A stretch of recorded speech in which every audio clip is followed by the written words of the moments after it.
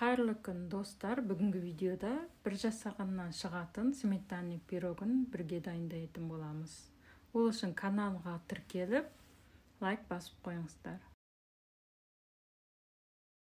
Қамырын дайындауға кірісеміз. Ол үшін жұмсақ сармайға бір жұмыртқа және қант салып, миксерлеп аламыз. Енді ұнға қопсытқышты қосып, сосын оны майға 2 бөліп қосып, қамыр илейміз.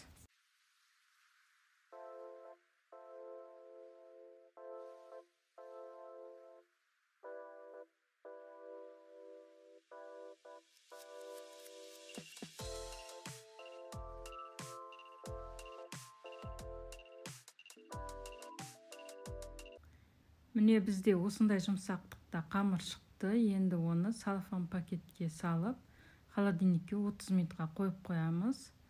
Енді салмасын дайындауға кірісеміз. Ол үшін 20% қаймақ, қант, 3 жұмыртқа және крахмал қажет болады. Осының барлығын біркелкі массаға болғанға дейін жақсылап араластырамыз.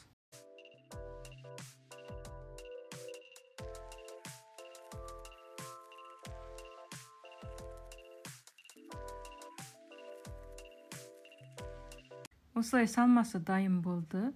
Енді формамызға пергамент бумага қойып, оның үстіне қамырымызды жайып, бортиктерін шығарып, пирогтың формасын шығарамыз.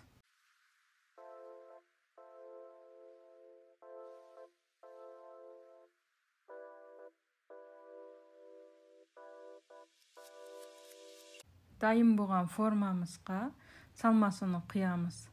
Және де оның бортиктерін түзеп жіберіп, кішкене қозғап, оның ауасын шығарамыз. Қызып тұрған пеште қызарғанша пісіріп аламыз. Пісіп шыққан пирогты бөлме температурасында суытып алып, сосын холодильникке 5-6 сағатқа қойып аламыз. Содан соң барып формадан шығарамыз. Пирогты мен креммен әдемілеп шықтым. Крем жағу міндетті емес, пирогымыз онсыз да тәтті, жүп-жұмсақ болып шығады.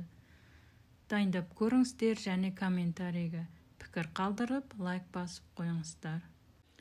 Қазір пирогты кесіп көрсетемін, отбасыларыңызға жасап көріңіздер.